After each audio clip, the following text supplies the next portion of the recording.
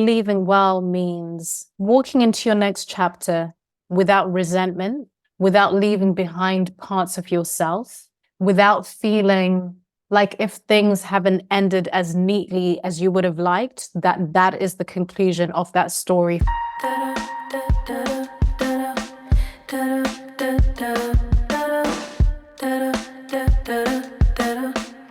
Africa Brooke is a Zimbabwean-born consultant, coach, speaker, and podcaster, recognized for her work in overcoming self-sabotage and self-censorship. As the founder and CEO of Africa Brooke International, she provides consulting, coaching, and support to a global audience. She hosts 2 personal development podcasts, one titled Beyond the Self and another titled Unthinkable Thoughts, and is a frequent guest on TV shows, podcasts, and radio broadcasts. Africa's insights have been featured in publications like The Guardian, and she has delivered keynotes at prestigious venues, including Cambridge University. Africa, I'm really excited to have you on to talk about some really important things. And one of the topics that I'd love to dive into is the topic of values. And I actually run my clients often through a values exploration exercise, which they always roll their eyes at me. And at the beginning of that, I wanted to let you know that I have a quote of yours. And this quote from you that I use with my clients is this one: "Values are the evidence of our foundation, and they show the foundation stones of your identity." Yes. So good. Thank you for letting me know that you use that, because it's something that I fundamentally believe, and it's something that I didn't even think I would see as important, because the rolling your eyes at the word values thing is something that I absolutely get and understand. I think it's something that we hear and it feels just like corporate language. It feels like jargon that people use just as cushioning to show that they are good people doing ethical, good business or whatever it is. But the more that I really tune into what it means for me to be operating in integrity, which of course spills over into my work, I realize that knowing your values is a non-negotiable. So it truly is, it's the stones, the anchor of which everything else is built on. So thank you for sharing that with me. Yeah. Thank you. Yeah, thank you. I would love if we start, if you could read a segment from your new book. Values runs through it as a current, but there's a certain segment that I'd love for us to kick off. Absolutely. Values will be the anchor when external pressures might otherwise sway you. You will do more than simply have them. You will be living them and making sure they trickle into every area of your communication and your life. Every conversation, even the ones with yourself, every post, every call, you'll see how this guiding system impacts how you connect with people, how you make decisions, and how you react to what happens around you. Yeah, every post, every conversation. I love that so much. And it's one of the things that I love about what we both feel and value is that the values should be operationalized and lived out in our everyday. And I would love if you would talk a little bit about the biggest risks to our own self-awareness and self-efficacy if we don't live according to our values. To me, this is a question that I've been asked a lot, and I've really had to dial into it to see what I truly believe around this. And it's something that I don't know people would really connect to in terms of just instinctively around values. But to me, it inhibits you from being intimate with yourself, other people, and the world around you. So I think when you don't know what your values are, something else that I always say is that you will always be at the mercy of the external world. When you have no idea what it is you stand for, what you're willing to go against the grain for, what you're willing to be misunderstood for, I truly believe that you are subject to change, right? At any given moment. Any opinion that feels stronger than yours, you come across someone who you think is more knowledgeable, maybe someone that intimidates you a little bit, you're more likely to adopt their way of thinking, their way of speaking, their way of behaving, because you have no idea what your internal anchor is. And I think there's something anti-intimacy about that, because how can I build intimacy with myself and you and my colleagues, etc., if I don't know what I'm willing to be in conflict with, if I don't know what I'm willing to say, actually, I don't stand for that. This is what I stand for. And let's see where we both stand on this or what we agree with. So I think it inhibits you again from just being intimate with the world. And to me, that's a very big thing to risk, because I think intimacy informs everything else. And Yeah. I'm curious to know what you think about that. Well, it's interesting because as soon as you said the word intimacy, I was thinking that the listener might be kind of having a reaction to Mm-hmm. even the connection of intimacy in the workplace, because Yes. I don't think we are comfortable with, and we definitely, I don't think, lean into wanting more of that. Everything is very almost standoffish, that we are going to perform the job duties and then we leave, but that's where we spend the most of our time, especially thinking about in an Right. office. And I also think about the person listening who might not have decision-making power or may not feel that they have decision-making power. Mm-hmm. So what came to mind was the opportunity for anyone who's listening, regardless of where you sit on the hierarchy in your workplace, to be able to choose what you stand for and what you Yes. will not let fall by the wayside based on your values.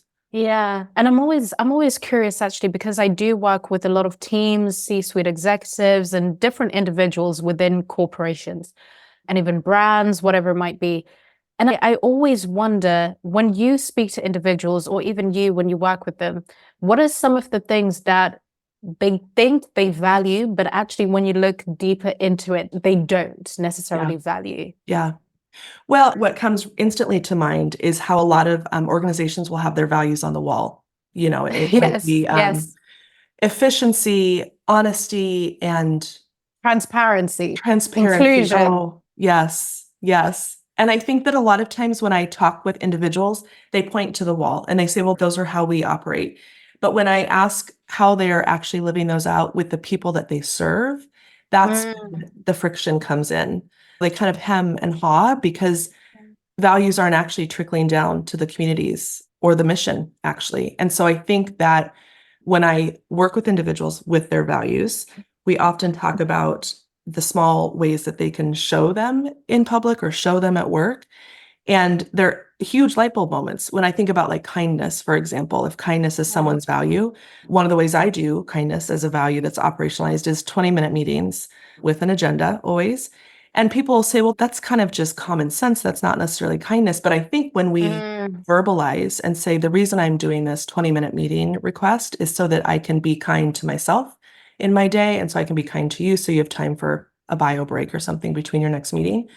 And then that makes people start to realize, like, oh, it also doesn't have to be hard. The idea Right. of values that we are living out doesn't have to be hard all the time. I think that's maybe a misnomer, that it has to be a challenge. Absolutely. Yeah, that's something that I see quite often. Even in the third perspective, my book, I write that there is a difference between embodied values. So the way that you're actually operating in the world. So if you were to look at the results in your life, you'll be shown what your embodied values actually are. Look at how you're experiencing your workplace. Look at the relationship that you have with your colleagues. Look at where maybe you censor yourself and find it difficult to say certain things. You'll be shown, right, whether certain things are embodied.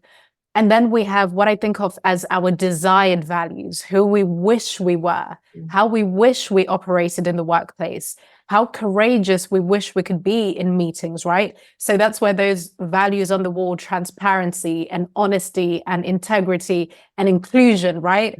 We think of them as embodied, but do the results that we're actually seeing in our internal and external environment, are they as embodied as we think? So I Right. find it really cool when people have this kind of eye rolling thing in the beginning. But then when I introduce the idea, and I wonder how you explore this similar thing, when I introduce the idea of embodied versus desired, then people are like, "Oh, okay, that's a little bit interesting. I Yeah. have this idea of myself, but what is the reality of how I'm actually operating?" So I find that to be a very interesting Yeah. little thought exercise, right? Well, and accountability comes into play because a lot of times when I'm doing this work, it's with a team in the same room. Yes. And so we're talking about their personal values. And there's a little bit of discomfort too, because as they're talking about their specific values, whether embodied or desired, they're knowing that their colleagues are also listening and they can check Yes. them. And we kind of flip it and say, instead of this being a shame moment, have this be an opportunity where you can hold each other accountable in the work that you do. And then I think there's also a beautiful way to, if there's an organization set of values that impacts, I work mostly with non-for-profits. So if the values really do get embodied in a way that help the client, how can the team members use their skill sets, their values, their belief systems, all of those things to reach and accomplish the good? And that's again where accountability can come in, I think. Yes, Yeah. that's beautiful. I would love, Africa, for you to speak to the listener who is facing maybe a rocky transition in their workplace. Maybe they're the one exiting for an opportunity, or maybe they're tasked to hold everything together as someone else is leaving. I also think that there's probably maybe a board member listening of an organization who has an upcoming leadership transition. The question is, how can they use their own personal values to support themselves through the reality of chaos and criticism and even possibly public backlash, especially with executive transitions? A lot of times it's very public. And so I'd just be curious what you'd say to that listener who has that coming up. I love that. Can you give me a little bit more, even any examples of what this tends to look like? As in Sure. what some of that either internal or external resistance can look like in that transitionary period? Because a lot of doors are opening in my Yes. So Yeah. I'm thinking of a couple of recent clients who are very public in their leadership. They are in the midst of a transition and it's known. The public knows that they're leaving. Every decision is under scrutiny. Every choice that they make ends up either in the news or in someone's mouth for a conversation piece. And I find a lot of people will shy away from the courageous decisions because they know that the backlash is coming. So does that help as maybe an example? Absolutely. Okay. Absolutely. It helps because I'll give the specific answer that comes up, but I'll say why it helps. Because when I work with people, even outside of the corporate world, so it can be an artist, for example, because I work with a lot of people that are in the public eye, it can be an artist that has been in the shadows working away at a different type of music for a while. But they have an audience, even a team that expects them to create in the same way that they've been creating for the past 5 years. So they have big decisions to make about that transition. They're still going to be in the same space, same industry, but it's an identity thing. There's an identity thing here. They have to reveal a new identity and a new them and sort of disrupt the version of them that people have always known. So it's kind of, it reminded me of that instantly, which is why I wanted kind of even a specific example, because it's that thing I talk about, the thing that you and I, Naomi, have spoken about before. There needs to be a willingness to disrupt the idea that people have of you. And that's actually a very brave and courageous thing to do, as you say it rounds, right? It sounds pretty good. However, it comes with a lot of discomfort that you have to hold, because it's not just about you. The other people, it could be a team of 5 people, 50 people, 100 people, expecting you to make a certain type of decision, expecting you to maybe justify why you're going through this transition. So I think on an internal mindset, embodied level, you have to, oh my goodness, you need to have that willingness to disrupt and completely, compassionately disrupt the idea that people have of you. And that requires holding some discomfort and trusting your decision-making process. So it's almost like it comes back to that self-trust piece where you have to trust yourself enough to say, this is the decision that I'm making. This transition is happening regardless. And you are going to need to get used to the new way of doing things. Yeah. So there's like it's a difficult thing to hold, because it requires you to actually really stand up straight in who you are as a person. And that can be difficult when there's so much external noise, especially in the corporate world, I would say. Yeah. Right? I so agree with you. And I think that there's this space when you were talking about the discomfort that comes from wholly and completely disrupting, that comes at a cost personally. But I think the big question is, what's the cost if you don't? Yes. Yes. What's the cost if you don't? And I think a lot of times with leadership, leadership can be defined by many different people, many different ways. But when I work with primarily women or people who really lean into a feminine version or brand of leadership, I'll say it that way, they're really concerned about how people are going to think. and they're really concerned about how people will view them. I think they're less concerned about how their next opportunity will come, and it's more in the moment. Yes, Yeah. yes. Yeah. Why do you think that is? Because I tend to work with a lot of women leaders as well. What's sort of the pattern you see, even the pattern in thinking or the fear pattern? Yeah, that's an interesting question. I think that it comes from a lot of times having maybe overgiven to the Mm. work. You talked about identity being the thing Yes. that often is the crux of this disruption, and needing to say what you need to say and living into your true Mm. values. And I think that we over identify with our work so much more as women. I think that men potentially are very connected to the idea of work. But I think Mm. women are more connected to maybe the mission or the community that they're serving or what have you. I also work with a lot of founders, and so they're very, very, very tied to the identity of what they've built. And Yes. I think that there's some fear also in what's going to happen if this crumbles. What happens if it ends? What happens if my decision Mm. to leave is what breaks this thing? And I think about that in relationships also. What happens if I make the right decision for me and it has an adverse reaction to the person that I'm leaving? Absolutely. And Yeah. it makes me think of the pattern that I tend to uncover a lot of the time. And sometimes it's so well hidden because it's in individuals who outwardly they appear very confident in their decision. They're very courageous, very brave people. That's why they are in senior positions, leadership positions, founders, whatever the worldly title is. But the underlying thing, especially for women, is they're afraid that they will disappoint someone. Mm. Maybe it's afraid that they're disappointing the investors, afraid that they're disappointing the board, afraid that they're disappointing the team that they started out with. There's always this fear of disappointing Yeah. someone because I think even just historically, women have been made to think that other people's needs come first. Thinking of yourself and prioritizing your needs is somewhat selfish. It's not the right thing to do morally. And that shines in business. We see it in business all the time. Sometimes it's just well hidden, but it's absolutely there. So that's something that I see all the time. It's the fear of disappointing. I'm Yeah. going to disappoint people in this decision. I'll make it anyway. It's what I need to do. I understand it intellectually, but the running story internally is that I might be disappointing people. So that's where that willingness to be misunderstood piece comes right back, right? Being able to see that and just take on being the role of the observer, to not buy into it so much. I mean, the stories that we create and run with, Yeah. I also think what comes up for me a little bit in thinking about the women that I work with, and for myself, if I'm being Uh-huh. honest, is the fear of losing relevancy, Mm. right? And I think about if we've identified ourselves as the work, then if the work is changing or if we're making a decision that disrupts our relationship to that work, where's our relevancy then? But I Mm. often think about when you talk about desired values, what comes to mind is the people that I respect and admire and what values they're living out and embodying. All of them are willing to disrupt their own relevancy for the good of whatever they're here for. Um, Oh, Even if it yes. means that their reputation shifts or changes or falls or goes dormant. And that feels really powerful too.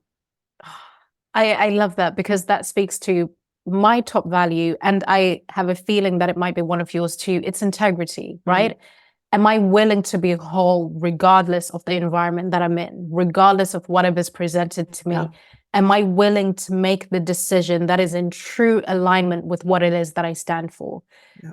And I think when you take that approach, being relevant might be sort of like a superficial concern because we're human and we don't want to be left behind and we want to make sure that the community, the tribe still thinks we're important.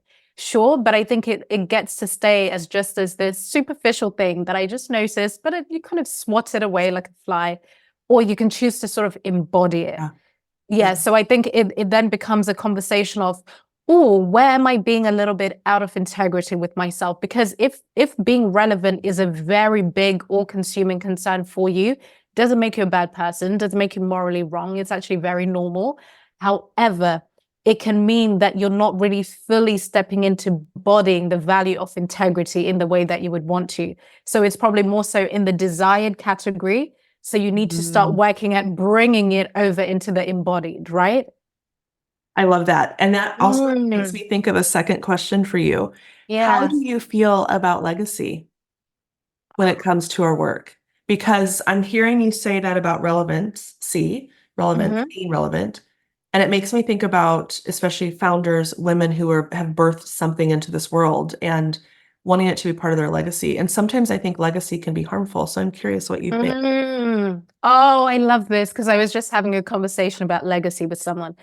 Can I start by asking, first of all, how do you define legacy? Because Mm, that changes everything with yes. where we can go, right? I think for this conversation, I think I would define it as the thing that you actively work towards in order to leave something behind. Mm, that's the definition that I'm working with too. So is the question, do I think legacy can be harmful, or what are my thoughts of legacy in general? The idea of leaving a legacy. I think your general thoughts about leaving a legacy, Mm, and the reason why I think it might be harmful is if we're only working towards the future of what our legacy is, we're not staying present yes. in the today. And so I'm just curious where your thoughts of embodying values and all of those things, where that kind of plays with legacy. Yeah, I love that. I think, and again, this was a very recent conversation, so this is so fresh within me. I look at it sort of in two ways. I think the idea of legacy is very beautiful. Again, it's one of those things, even when you say it, right? I want to leave a legacy. There's something so kind of majestic about this idea that I am creating something or doing something that's going to leave a mark and live way beyond my own timeline, you know? But I'm always curious about the motivations of that because I think it can be self-serving. Who is it for? Yes. Right? I think it can be self-serving. And that doesn't necessarily mean that there's something wrong or harmful about that. But I guess I'm always curious about the who is it for? Yeah. Who is this sort of legacy for? Is it for you to feel? Is it an egoic stroke? Is it just sort of stroking your own ego? Or is it actually because you're very clear on the thing that you're creating, the ideas that you're putting out into the world are going to impact and transform the lives of people. So this actually has nothing to do with you. You're simply a vehicle for making an actual tangible change. So I don't know that I have a neat conclusion, but it's something that I think about often because I do think I'm doing legacy work, and I think you are too. And it's not actually just a thought. There's actually a track record and evidence for it that it's not just impacting our lives and allowing for us to live well. It's allowing for other people to have an understanding of self, and it has a ripple effect. Yeah. So I think there's something, to me, even as I speak it out loud, there's something beautiful about doing the work that you need to do, and then the legacy is formed by itself. And then you become aware that, oh my goodness, I'm creating a legacy and I get to be even more intentional instead of where I think it can be very self-serving. I think sometimes there can be a self-centered quality to it without any sort of track record that whatever the thing is you're creating is actually impacting other people beyond you. Yeah. Right? Does that? And I also think that the self-serving piece comes in because if we're not focused on the work that we have in front of us today, like you said, you're doing legacy Yes. work, then we're actually not going to be pushed into our accountability, into our integrity, into the third perspective, right? Because yeah. I love that. You've articulated it in a way that I don't think I've really heard, in that actually legacy work is more about the now. What are you doing right now in your everyday, right? What are those embodied values that you're actually living out in the world? And then it's almost a thing where I think there's something about people telling you that you're doing legacy work, right? Instead of this thing of Right. you forcing the That's it. idea of I am doing That's legacy it. work onto others with Yes. no proof, Yes. right? Yes. And there's a quote that Jaya John, the incredible Jaya, Oh, says, I mean, incredible. I Oh, mean, he talks a lot about being a living ancestor. And I like that reframe instead yes. of talking about legacy. It's that we are living ancestors. And so every decision, every creativity that we bring into our lives, every piece of body of work that we focus on is part of the Mm, ancestorship that we're leaving. And so that even feels really relevant to think about as an opposite maybe, or maybe it runs side by side with legacy. But I think you're right around legacy work is in the today choices that we're making. Oh my gosh, yes. You know, the moment that you said living ancestors, I just got goosebumps all over my body. That feels fundamentally more accurate, more true. It feels like it doesn't hone in on the self so much. It's not about, because there's, again, or maybe it's just sort of semantics or how you look at it. I'm so fascinated with language and the way that we use it. And I'm more so now paying attention to language that is very self-involved and not about the collective, because I think we have a big issue, even in the workplace, with just hyper individualism, but the pretense of community. You know, when they say, oh, we're a family here, it's like, yeah, we're not, Todd. Okay, we're not a family. And you know damn well we're not a family. There's like a pretense, but there's hyper individualism, you know? So I'm really trying to look at the way in which I use language, and is there a better way to start using language that is truly inclusive? Yeah. That when we're talking about legacy, it's not I am creating a legacy. It's actually exactly as you said, Naomi, the work you're doing in the world and how you live and what you embody, it says legacy in and of itself. Yeah. And you work and you do what it is that you need to do so the world can tell you how they're experiencing you. That's So it. the idea of being a living ancestor, to me, it sounds more like a devotion and a commitment. And like I love that. Yeah. And it also then it kind of segues into another question that I have, talking about reputation and how that connects to responsibility. Yes. There's a portion of your book, it's on page 181. And as you're listening to this, you need to go either pre-order or order, depending on when you are hearing this podcast. But you talk about us always being the architects of our own image. Yes. And so I'm curious about the leader who is listening, because a lot of folks have left and feel that their reputation has been damaged. They've left the workplace, they've left a project. How, if they have that deep fear of a damaged reputation as a result of leaving, or if they're not leaving because they have a fear about a damaged reputation, I would love for you to just to give some encouragement, maybe not advice necessarily, but just your thoughts on what happens when our reputations are damaged and how we can truly be the architects of our own image. Yeah, I love that a lot. And something that I would invite you to do, even for the listener who hasn't directly experienced this right now, some might have experienced it on a small scale, maybe internally, just sort of wondering if, exactly as you said, if their reputation would be damaged, etc. I would immediately throw out that language of reputation being damaged, because it's a very absolutist way of thinking. Because is that fact or fiction? Do you have proof that it's real or not real, right? Which is why in this case, I do bring it back to the self. I think it's much more important to cultivate a robust self-reputation, because your external reputation can change at any moment. I promise you, you could be in good standing with your company for 20 years and one decision, one thing goes awry and everything can change, right? And some things are more resolvable than we think. It can take a little bit of time to make amends and to build those bridges once again, to transform the nature of certain relationships. But your self-reputation gets to stay consistent, which is why that thing we were saying of understanding your values, knowing what it is that you stand for within yourself, and being willing to be misunderstood, being okay with getting things wrong. And we're not talking about extremes here. I think we can all use common sense, right? But I also think sometimes when we make transitions or make what we think are bad decisions, we overinflate the consequences of it or the impact of it. And we make ourselves think that we're stuck in this timeline in this season forever, full stop. And we actually start to lead with the idea that, oh, I've damaged my reputation, so I couldn't go back there. You know, we kind of create the story. A lot of what we're talking about is, what are the stories that I have created that are not actually useful? What are the stories that I have created around what it means to transition? And what are the stories that I've created around leaving when there was a big project that was about to happen? What are the stories that I've created? But I think you can really be grounded by having a strong self-reputation. We're like, you know what? This is actually not the end. This is the end of this particular chapter. And maybe things need a little bit of space here, but there's always a way to return. And if there's not, I can create something elsewhere. I can get lessons from here. And now I know what to do differently over there.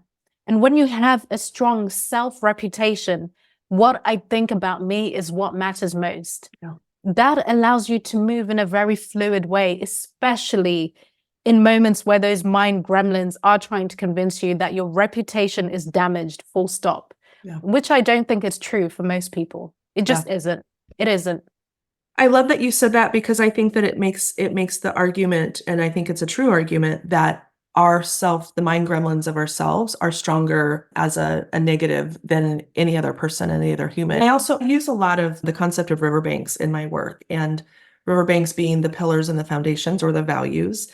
Yeah. And once those are set, what happens in the middle can be very fluid. It can shift and change. The water can go. What happens though when you let it seep? It's really hard to put the water back in. And I thought of that a lot when you were talking about the ability to stand firm in our convictions and in our values, and then kind of let the rest of it happen as it will. Absolutely. Oh, I really love that. And I wonder what you think about this, but there's also something to be said about not always expecting things to be comfortable and to end well all the time. We kind of, in so many ways, whether it's in romantic relationships, professional relationships, even relationships with our children or whatever it might be, I think sometimes as human beings, we have this idea that things should always just end in this sort of complete way, that every loop should be closed. And if it's not closed in exactly the right way, that means it's all wrong from here, and that's not always true. Sometimes things come back and you revisit and you find your way back to each other. Things make sense a year later. You're able to look at it in retrospect and you're able to go back and say, actually, I want to acknowledge the way things ended here. And I think things are more malleable than we think. And I think that's worth remembering. I think it is too. I would love to hear just a little bit about your personal relationship to change and transition. That's a good one. There've been many points in my life where I've been forced into change and transition, and I didn't necessarily choose it. I would say one of the biggest things, your listeners might or might not be familiar with this, but my story and my work, I've been led to it because of needing to get sober nearly a decade ago, 9 years ago now, when I was just in this cycle of self-destruction and relapsing from alcohol specifically was my vice. I was just constantly self-sabotaging, and I didn't really understand why. Anytime that I was close to actually getting well, I would pull the plug on myself. It was almost like this thing of, I'm never going to be able to sustain this anyway, so let me just get in there first and prove that belief to actually be true. But each time that I would try and get sober, I was being forced into a state of change because I did need to get well, but I was rejecting it. I wasn't surrendering to the need for change. So that's where I started to kind of notice my resistance to transitions, my resistance to even getting well, which sounds so bizarre when you say it, but I think this is so applicable to a lot of things. Where am I resisting the very thing that I need? Because familiarity, even if it's not working for me, even if it's a job that I absolutely detest, they don't even pay me well, I don't feel like I can even speak up. But I've been here for 7 years. I know it well. I know it well. I know when I start. I know when I finish. I know when my holidays are. I know what to expect. I know the characters that I'm around. It's miserable, but it's familiar. Yeah. That was my cycle, but with addiction. So I would say in that period from 14 years old to 24, I was sort of in this cycle. And then I got sober when I was 24. And then I was led to the work that I do now in wanting to understand human behavior and sort of the science of change, why we resist change even when it's good for us, right? So my relationship with change and transition, I would say for the first 2 decades of my life, change always felt like something that was forced onto me. It never felt like a choice. But through the lens of sobriety, I really got to embrace it and to realize that my human existence is a reflection of the seasons. I get to be winter, and then I get to be spring, and then I get to be summer, and then I get to be autumn. I get to be so many iterations and versions of myself. even when it's so uncomfortable. And because I've learned to collect lessons from every single transition, I don't force myself to do it in the moment in time, which I think could be useful for the listener. Sometimes we're sort of forced and shamed into finding lessons as we're going through something. Don't you hate that? It's the worst. It's the worst. Yet we do it to each other and to ourselves all the time. All the time, but I'm really realizing that I'm being invited to feel and to honor and to see the reality of what is as I'm in this moment of change and transition.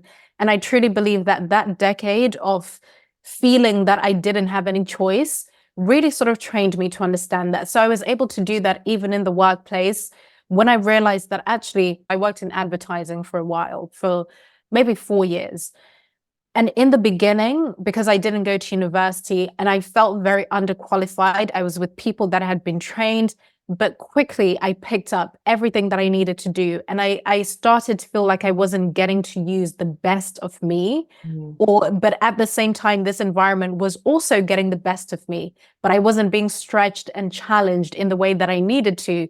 But again, there was this thing of feeling lucky. I'm lucky to be here, so I don't get to leave. Yeah. I have to stay. I have to see it through until I get offered a promotion. Yeah. But I was being called to change, to put my all into my business and my company and the work that I do now. And that was a big confronting invitation of change and transition. But I listened and I honored it because, again, I'd had that training from sobriety to be like, you might be very uncomfortable now and it might not make sense, but this is what you need to have that activation for everything else that follows. So I've really just had to change my relationship with transition and to understand that I don't have to force myself to collect the lessons and the benefits in real time. I actually need to feel that discomfort for as long as I need to feel it and be proactive while I'm feeling it.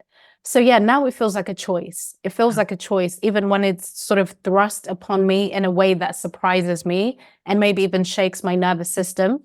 I always have to remember and remind myself that actually I have a choice in terms of how I engage with the change, you know? We decide. Gosh. Yeah.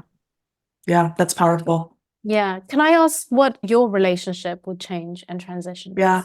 It's a good question. I'll start by saying when I was younger, I always thought that they were the same thing. I thought that change and transition went together and that it was just kind of one big mess that I thought handled really well. We've moved a lot. And so, I've taken a lot of the lessons that I've ended up learning about change and transition from the act of coming to a place, leaving a place, coming to a place, leaving a place. And as I've gotten older and realized that they're, I think, two completely different things, that change is what happens to us and transition is the process that we go through change or in the middle of change. I think that my relationship to change is that I welcome it quite often. I thrive inside of it. The transition part is where I have a lot of growing to do. And I also think that there's a lot of transition coming my way in terms of my parenting with the ages of our children and the relationship with my husband. We've been married for 21 years, but most of that has been an active parenting. What is that transition going to look like to be in relationship together without the core kind of tenet of parenting? And so those things are, I wrestle with that. I don't know what my relationship is going to be like to the next bout of transition, but what's beautiful is being able to hold to my values and have those be the anchors and my foundation so that I can operate and kind of answer. You asked a good question earlier. You were talking about the question, who's it for? And that is really resonant to me during this conversation of like, in the next transitions that I have coming up, who's it for? What are my decisions that I get to decide? Who are those decisions for? And that helps it get really small, narrow, and focused. And I think it shuts out some of the external pressure that you talk a lot about in the third perspective. So yeah, that was a windy answer, but I love that. yeah. Thank you for sharing that, because some of these things that we're talking about can feel so abstract in nature, whether it's sort of values, etc. So I just find that when we're able to share, even in this sort of riffing out loud way, which is what I love about long form, is that you sort of get to explore it in real time and see how it rolls on the tongue and feels, and you realize, oh, I've never said it out loud in this way, right? So I love, and then it makes it feel more real when you sort of externalize it and hear it and you've embodied it. And the cool thing is that it lands with someone else who's listening, and then they also process. So it's beautiful. Thank you for sharing that. Well, I think to that point about we don't often talk about real-time examples or things that people can hold on to. One good example for us is that we've been married for 21 years, but we spent most of that time living in separate houses because of my husband's career or because of mine. And one recent experience, it was last year, but it's in that vein of we decide, my husband said, like, this is really tough on us to be in separate houses. You should move to where he was, which was in Ohio. And I said in that moment, I connected with my values and my personal tenets. And I said, I don't want to move. And I'm deciding that I'm staying. That was super hella awkward. It was a rough patch in our relationship because he was having his feelings about that. I was having my feelings about that. But in the end, my accountability to myself means that I was staying in warm weather, staying somewhere where I knew that my body would get what I needed. And so I think there's that other thing too of around when we decide, it opens up more decisions. Like deciding is not also the end. It just opens up the next set of doors. Oh, I love that. Deciding is not the end. That's so beautiful. Yeah, that's really powerful because even in my body, it feels like it's so applicable to so many things. And I actually think it can offer sort of like a relief in the shoulders for anyone that feels like this decision is set in stone, full stop. And then it's, again, that it's not malleable, that it's not, yeah, that's beautiful. Can we get that on a tote bag or a mug? Deciding is not the end. Thank you. I love that. Let's do it. Let's do it. It'll be an Africa X Naomi collab. Yes.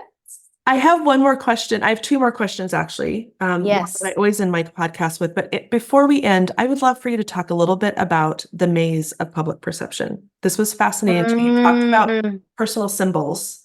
Yes. And it feels like you were just saying it's hard to sometimes feel like this is tangible. Yes. The maze of public perception is an exercise that you guide readers through in the third perspective. And the personal symbols part was really potent. Could you talk a little bit about that?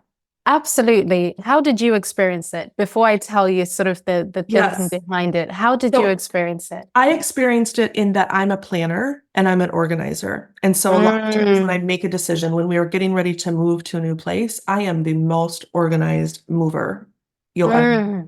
And so that's what came to my mind was what can I put in place or what can I know to help remind me that I'm on the right path based on the personal symbols of that maze that I'm going through. And so it really felt like tokens and things that are really like when I go through my house, I've set it up so that I have reminders of different things and different people. And that's what it felt like to me was a compass of sorts or a guide. Yeah.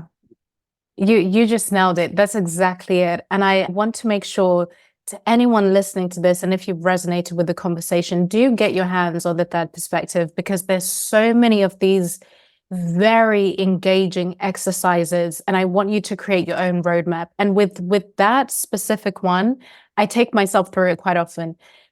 Without spoiling the specifics of it, that's exactly what I wanted to do. I want it to be a compass.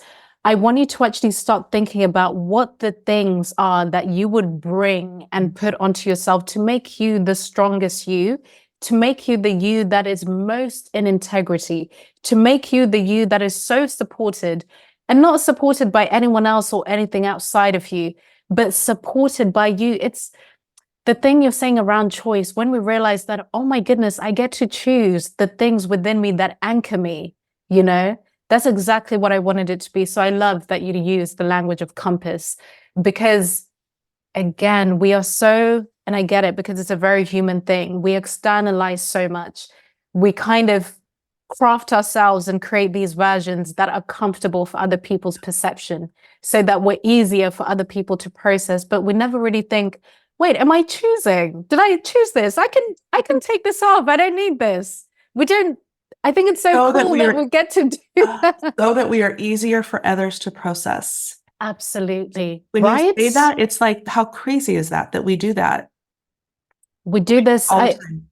And when I bring it back into just really simple things, because I find that people think self-censorship is just about what we're saying, right? But it's even in your choice of clothing. I can't wear this, it's too loud. I can't wear this because it might be too much. I can't cut my hair in this way because it might be. So constantly editing so other people can deal with us easier. So other people say, okay, I know where you fit in. I know, okay, that makes sense. But when you really think about that, again, it's that thing of when you hear things out loud and say it out loud, you realize, oh my, I don't have to do that. Why am I doing that? You know?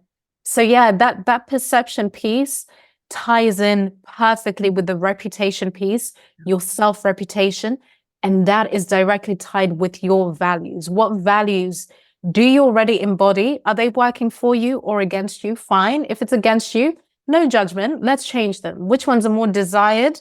What habits, characteristics, traits do you want to cultivate so that the desired becomes more embodied?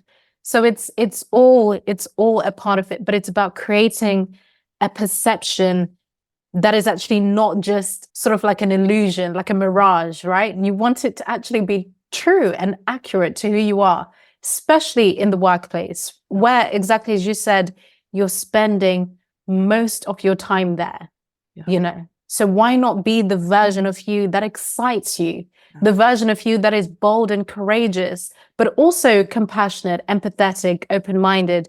Because we think we have to be either or, right? Especially if you have that thing about wanting to be taken seriously. You think that you need to discard parts of yourself so that you can be taken seriously. But actually that just becomes another mask. Yeah. So that's a exercise that I'm excited for people to dive into. Yeah, for it's sure. beautiful.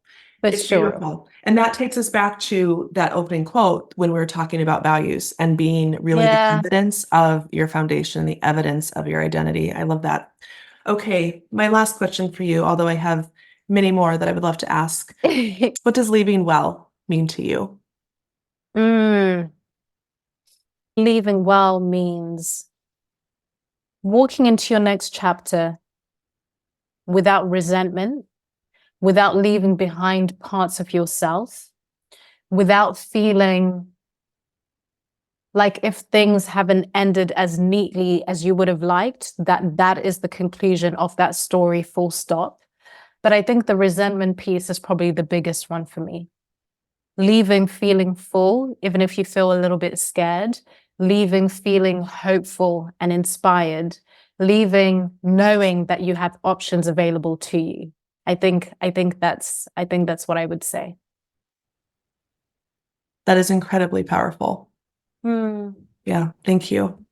Thank you for all of the work that you put out into the world and the work that you do in and on yourself so that the work that you give to the rest of us is relevant and potent and true. We will have show notes with all of the details, the ways that you can be engaged with Africa's work, both of the podcasts as well as a link to get your hands on The Third Perspective, which is life-changing. It's powerful. Thank you, Africa. Thank you so much.